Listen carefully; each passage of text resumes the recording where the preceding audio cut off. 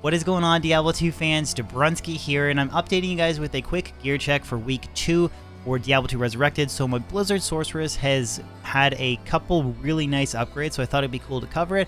And I will go over a few little kind of transition areas to new places that have been magic finding, and also some gambling that I've been doing, because this character is sort of a hybrid between gold find and magic find currently, because some of the changes they've made to gambling in Diablo 2 Resurrected is amazing. So I'm going to hopefully, fingers crossed, get a really nice 220 circlet. That's the plan for my online gameplay. But like all my previous build videos / gear update videos, I will have timestamps in the description below. You guys can navigate to different sections of the video, so please take advantage of them. Other than that, guys, hope you enjoy the video. But a quick reminder before we jump in, I just want to let you guys know, if you do enjoy my YouTube content, I do stream twice a week on Twitch. I do have the link for my Twitch channel in the description below, Twitch/Dabrunski125, so any follows over there on that platform would be really much appreciated. Other than that, guys, hope you enjoy this video. Let's jump in. My brothers have escaped you.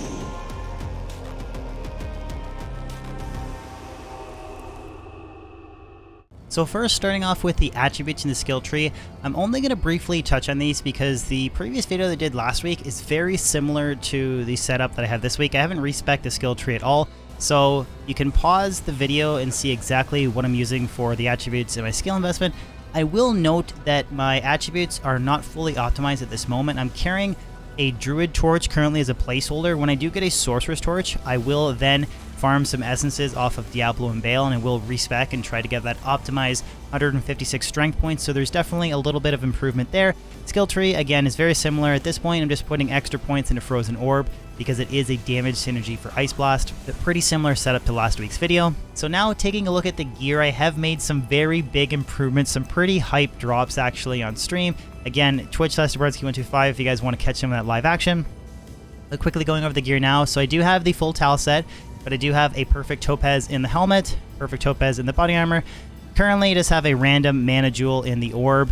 Eventually, I was kind of on the fence. I was going to go full fire and keep doing the Endurance of Hate level 3 farming for gold and MF. I might go cure blizzard damage, so I might put a 5/5 cold facet in the orb, the helmet, and the body armor. But the really cool thing about this set is it gives me plus 15 cold damage. So if I put 3 5/5 cold facets in the orb, the helmet, and the body armor, that's going to give me plus 30 cold damage. So it's pretty much like a Death's Fathom, but you get an insane amount of plus life with this setup. So I've covered this on stream. A lot of people ask me, how do you have 2,100 life with your gear setup? And really, it's full towels. I mean, the full set gives me 150 to life.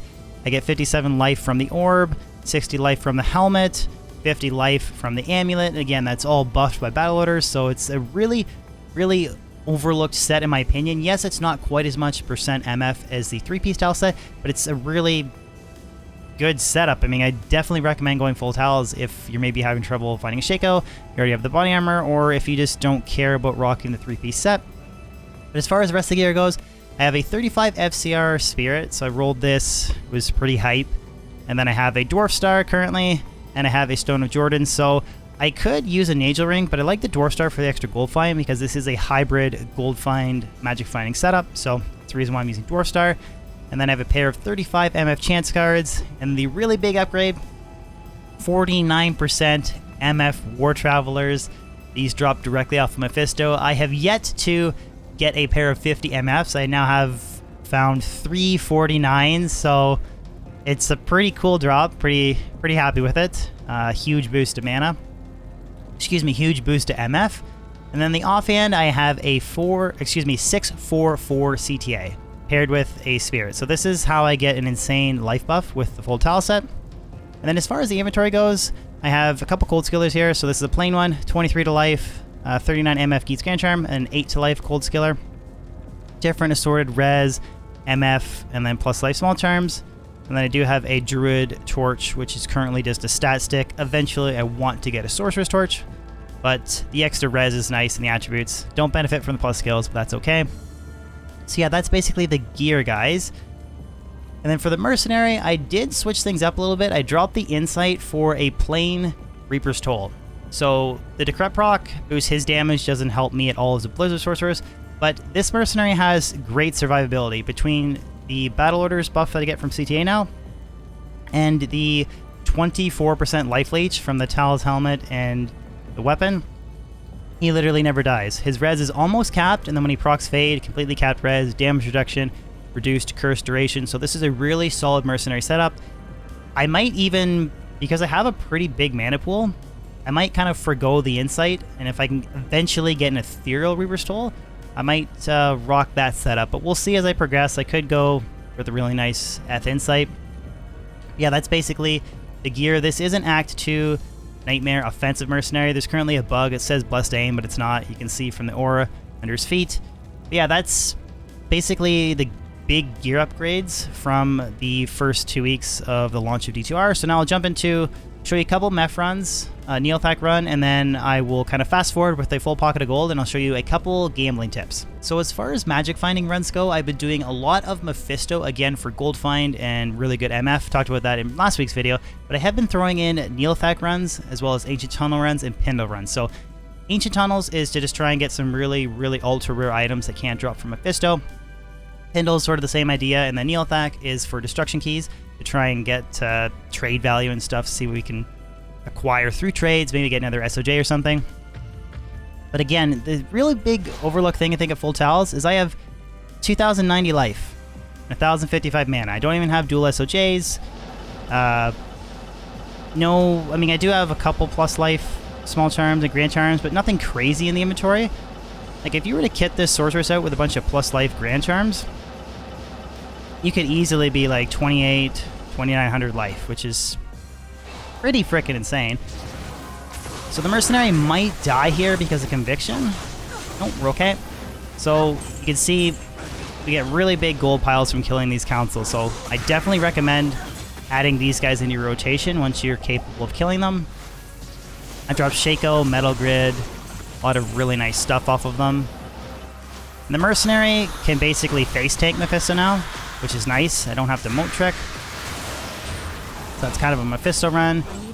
Check that chest. I don't have keys. Now we'll do a quick Neothak run.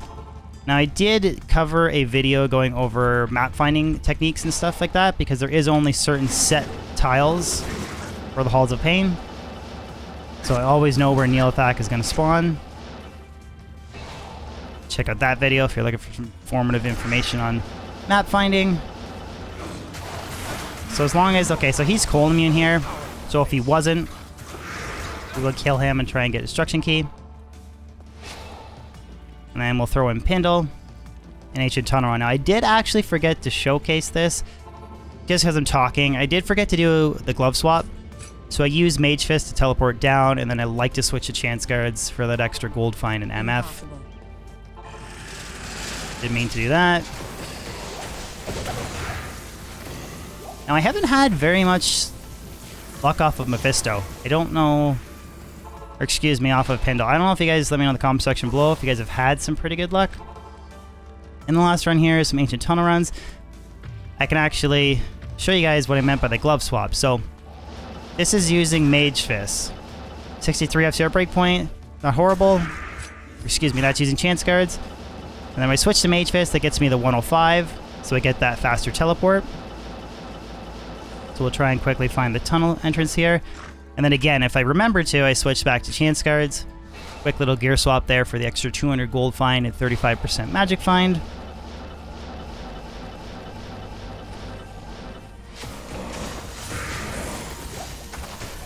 But definitely some pretty big progressions from last week's, video between the CTA and a couple mercenary upgrades.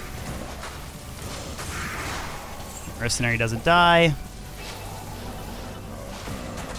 Big boost to life survivability, big boost to damage. I get these big 12k gold piles as well, because I do want to show off a little bit of a gambling kind of tip or segment in this video. So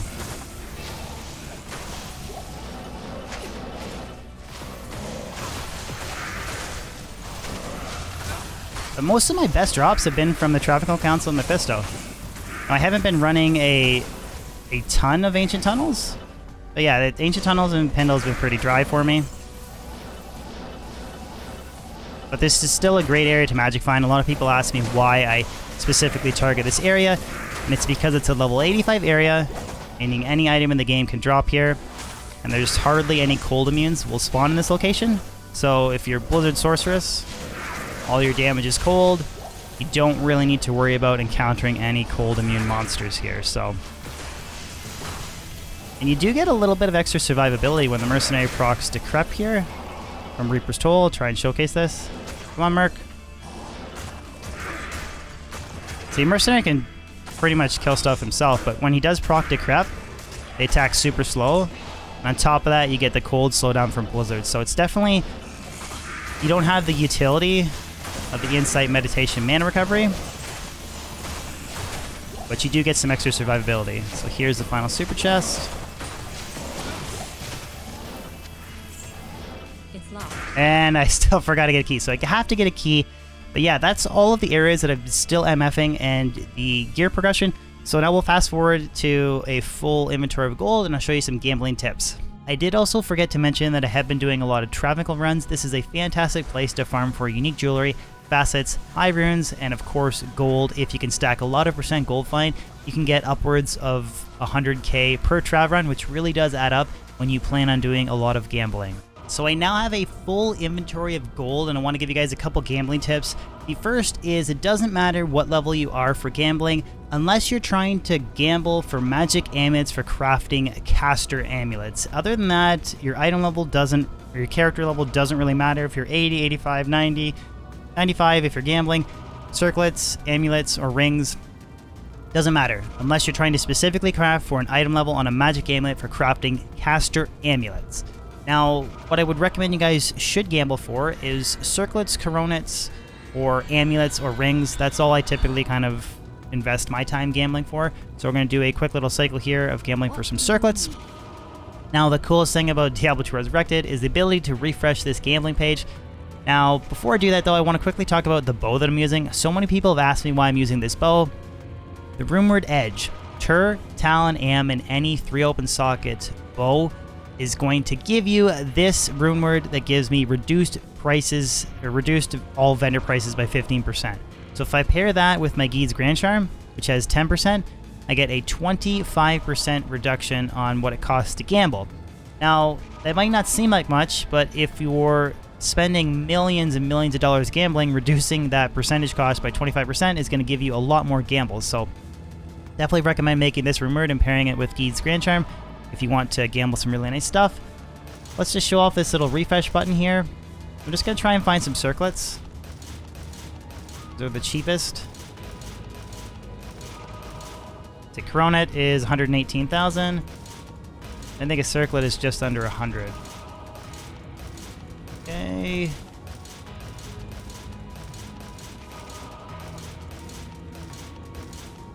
Imagine having to manually do this every time like LOD. This is such a good improvement.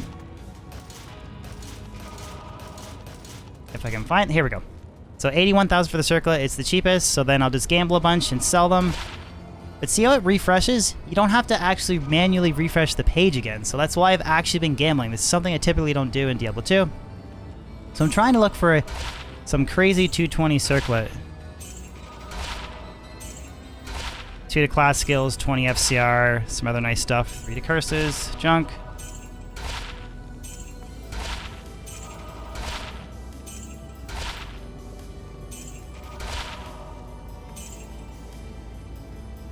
That's it, Road of Gold. So no luck this time. Gambling is a process. It's not easy to acquire some really good stuff. This is the best circlet that I've gambled so far. 2 to Assassin Skills, 30 fast Room Walk, 17 to Strength, 8 to Energy, 35 Lightning Res, and 32 Poison Res. So it's kind of a cool alternative to a Shaco on Assassin. I did gamble a 220 Necro Circlet, but only had 3 to Strength, so it wasn't super valuable. But yeah, guys, that basically wraps up everything I wanted to cover. Hopefully it gives you a good idea of the progression of my character and a few gambling tips. Other than that, hope you enjoyed the video. As always, if you could throw a like on it, share it if you consider subscribing. And yeah, other than that, I'll catch you on my next video or live stream. Peace out.